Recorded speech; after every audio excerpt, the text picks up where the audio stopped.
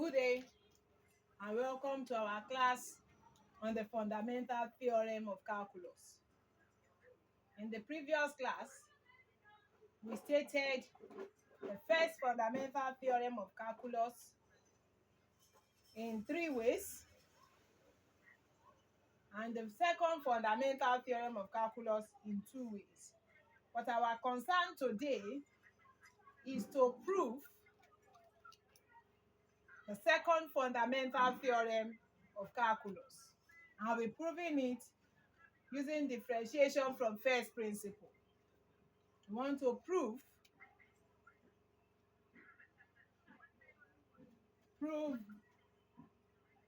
the second fundamental theorem of calculus,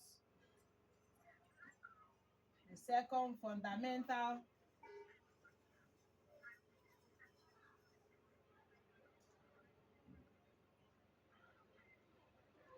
theorem of calculus using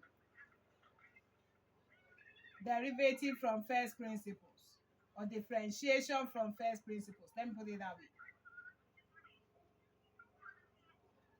Using differentiation from first principle. I'm sure we are very familiar with differentiation. What does our second fundamental theorem of calculus state?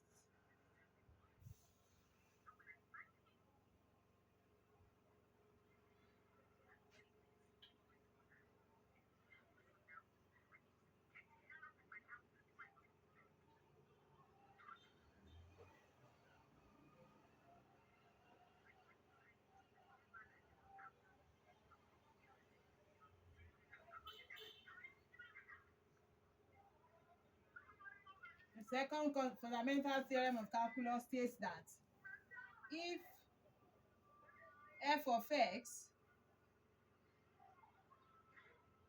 is continuous on the closed interval AB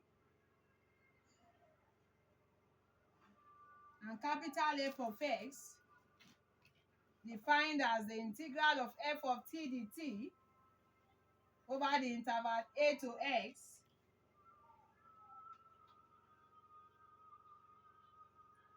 is also continuous on closed interval AB and differentiable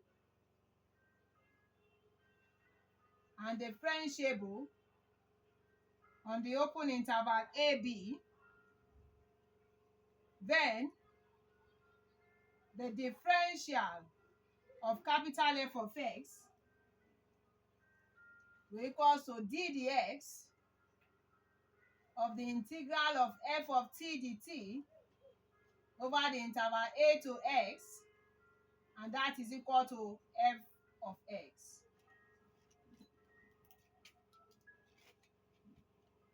Note that we have said that capital F of x is the antiderivative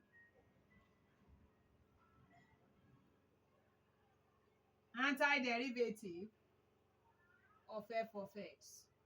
This is using first principle.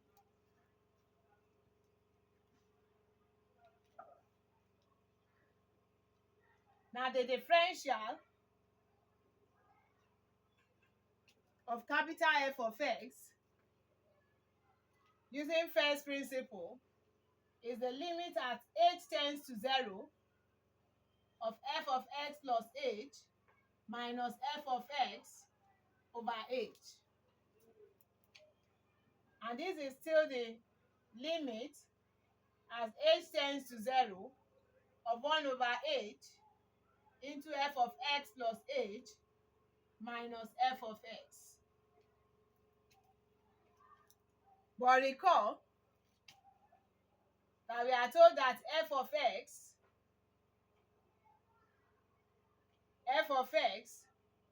is the integral of f of t dt from a to x.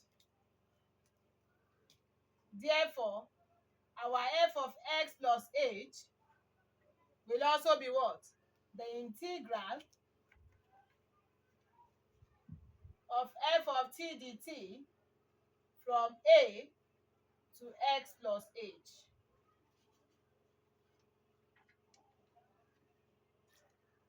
Therefore, our differential of capital F of x becomes what?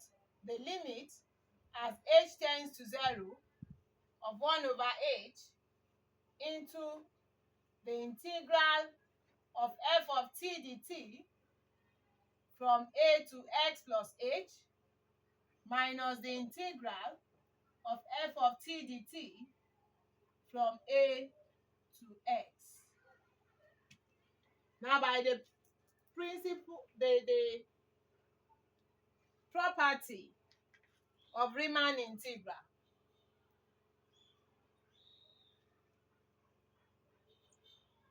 by the properties of Riemann integral,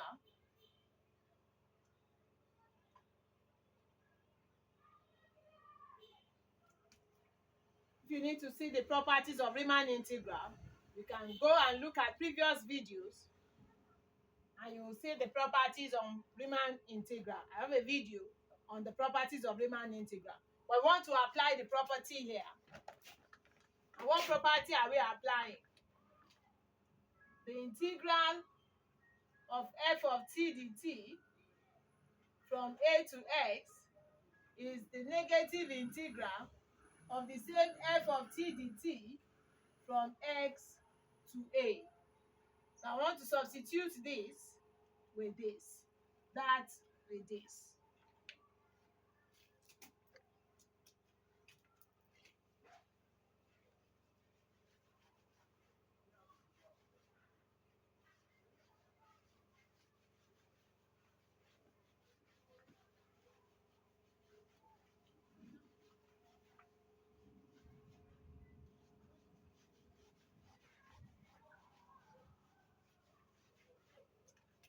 When we substitute, I have the differential of capital X, f of x, to be equal to the limit as h tends to 0 of 1 over h into the integral of f of t dt from a to x plus h minus, we are using this to substitute that now, integral of f of t dt from x to a. The differential of capital F of x dx is the limit as h tends to 0 of 1 over h into the integral of f of t dt from a to x plus h plus the integral of f of t dt from x to a. I can rewrite this as the differential of f of x to be equal to the limit as h tends to 0 of 1 over h into the integral from x to a of f of t dt plus the integral from a to x plus h of f of t dt. Again, we are going to make use of another property of Riemann integral there. And by the time we make use of that property,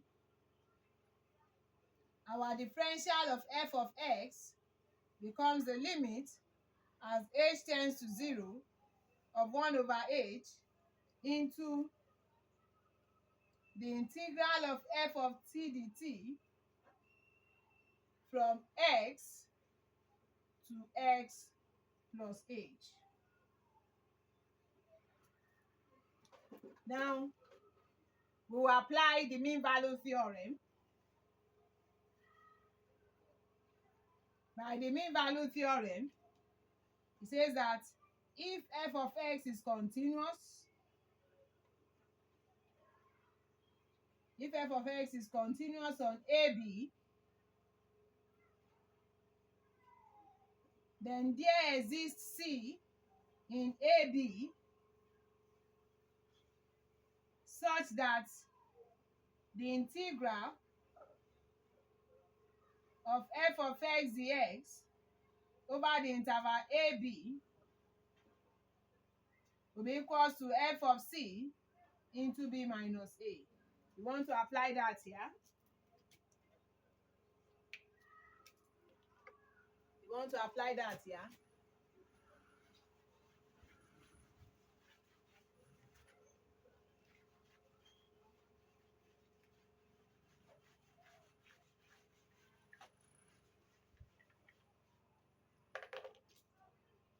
Now let's see the elements of the closed interval x plus h.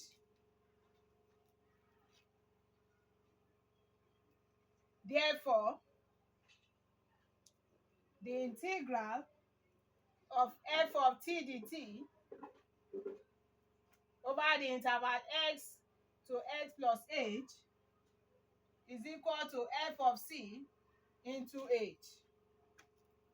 Remember, b minus a, x plus h minus x, and that is h. That tells us that our f of c divided both sides by h, it gives us 1 over h into f of t dt from x to x plus h. This is what we have here. This is what we have here. Is equal to limits as h tends to 0 of f of c. But as h tends to 0,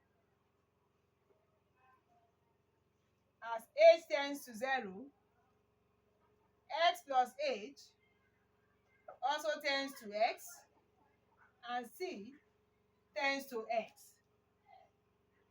Therefore, the differential of f of x, which is equal to the limit as h tends to 0 of f of c, is equal to what? Is equal to f of x.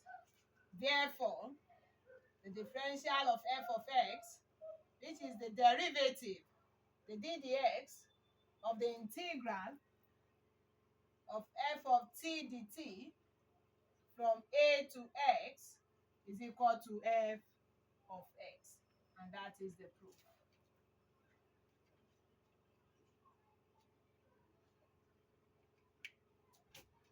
The second fundamental theorem of calculus. Proving it using the derivative from first principle. Proving it using the derivative of first principle. You can try your hands on it and see how much of this you are able to comprehend, and now you can prove the second fundamental theorem of calculus using first principle. If you have gained anything from this video, give it a thumbs up, like, share with your colleagues. Thank you. God bless you.